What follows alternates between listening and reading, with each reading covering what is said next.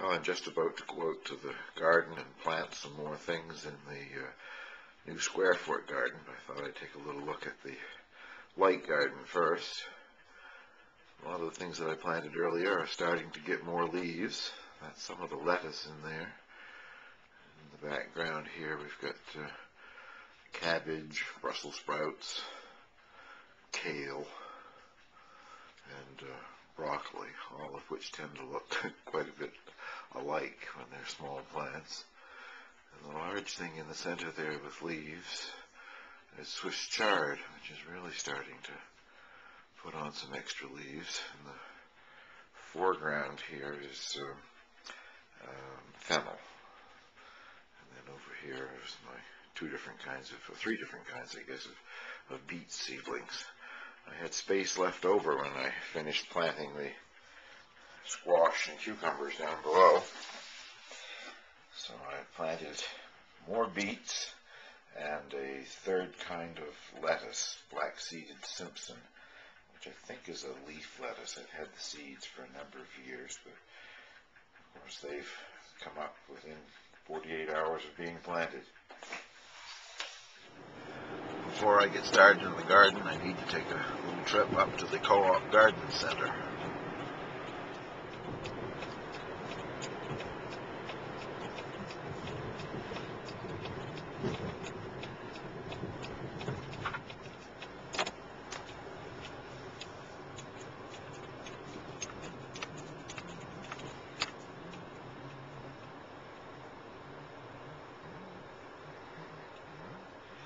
I'm getting a couple of bags of the seafood compost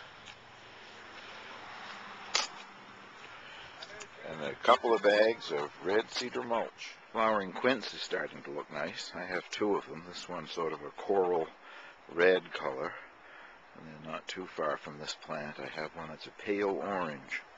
But the orange one, well, it's always about a week later blooming. It's got lots of buds on it, but they aren't open yet. First project this morning is to mark the bed off into square foot cells.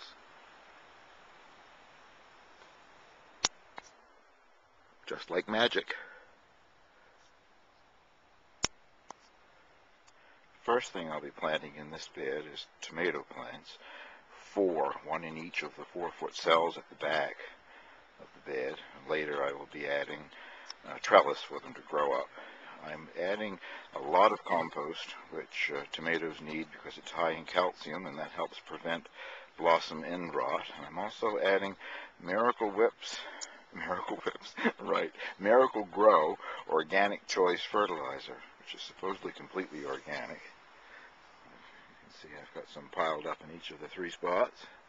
My seedlings in the house are way too small to bring out into the garden yet, so I bought 3 different tomato plants at the world's most expensive garden center in St. Stephen yesterday. This one's called Early Girl, this one is called Big Beef, and this one is just marked Heirloom, which could be anything, although they did have a lot of brandywine growing there, so it might be a brandywine. The 4th cell I'm going to save for one of my own when they're big enough to bring outside. And next I'll show you why I'm able to plant out tomatoes on the 7th of May. Last year I ordered a pop-up balcony greenhouse from a company in England. I had a grow bag in it with tomatoes most of the summer. This year I'm going to put it over these early tomatoes and I'll remove it in about a month's time. Next I hope to be able to show you how it pops up. Here goes nothing. I removed it from its protective container. Basically one shake.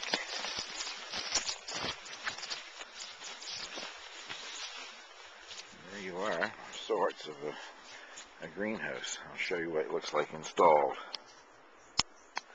Well, there it is, sort of awkwardly positioned.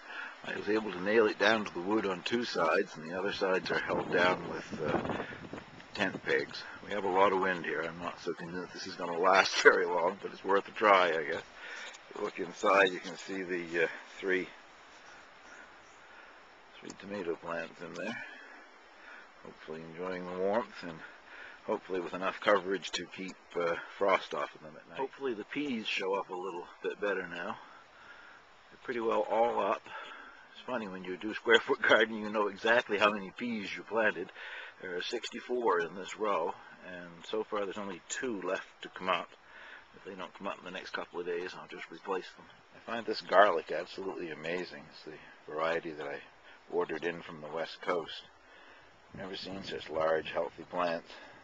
Hopefully that means there's large, healthy bulbs down below it. Well, I just planted 1 square foot cell of radish. The variety is called French Breakfast.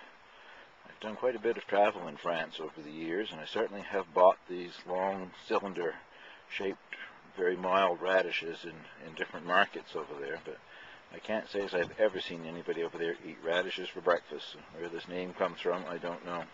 I'm so excited. My Lilium canadensis, Canada lily, just arrived in the mail. I've been trying for years to get one. I've been on waiting lists all across the country without any luck.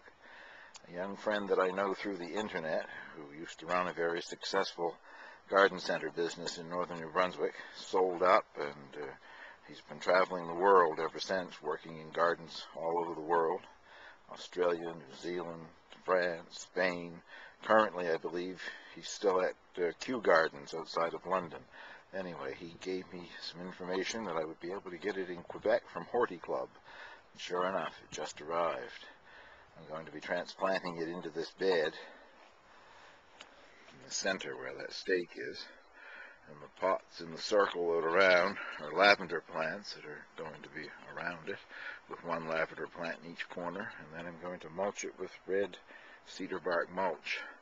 I also think for the next week or so I'll cover this with something every night.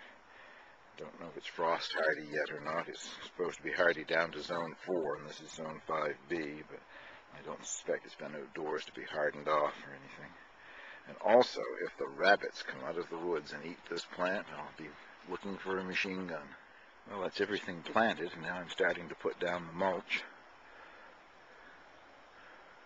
2 of the lavender plants are a bit larger than the others. The reason for that is I bought 3 varieties last year, 1 of each, as test plants to see which ones would overwinter. It wasn't a very good year for testing these sort of things. We didn't hardly have a winter here. But I bought French, Hidcote, and English lavender. Hidcote and English lavender both made it through the winter flying colors and are starting to grow nicely. The French lavender is, I guess, far too delicate for us. It's like a pretty dead plant to me. So in the corners, I've got 2 of the ones that made it through a lot of wind right now. You can hear me enough. I'm quite pleased with the end product here. The little lavender plants don't show up too big yet, but they'll get bigger, I guess. And I'm going to cover up my Canada lily very shortly. It's been in the direct sun for 2 or 3 hours now, and I don't want to get it burnt on the first day. I've got this blue plastic tote that I'll put over it. I forgot to mention also that the reason it's being planted inside of this raised bed is because my friend who told me where to get the thing also told me that it moves every year. Most lilies grow a bulb directly below this year's bulb, but the Canada lily goes 2 or 3 feet off to one side and grows next year's bulb. So I guess it will be a lot like Canada lily foosball or Canada lily ping pong or something here. Never know where it's going to pop up the next year, but hopefully inside of this raised bed it will stay contained. Now I'll close off this little video with a little bit of footage of my dogtooth violet. It grows in my wildflower garden by the roadside. I bought it in Ontario quite a few years ago, and the patch just keeps getting bigger.